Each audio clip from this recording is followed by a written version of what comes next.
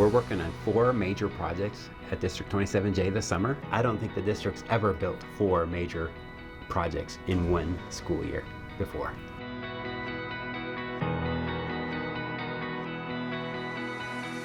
We're working on a couple deferred maintenance projects as well. Deferred maintenance, what I would say is we've been getting by, maybe sometimes by the skin of the teeth. The projects that we're working on are really projects that we think will help us not only fix the things that haven't been done in the past. We are wanting to also help make it more easy to maintain in the future.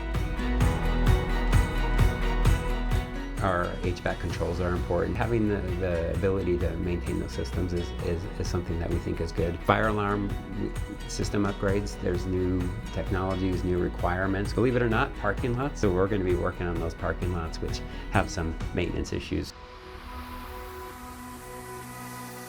We can save a little bit of operating dollars because of our upgrades to our systems. Then those dollars that we save can be deployed in other ways for our education systems.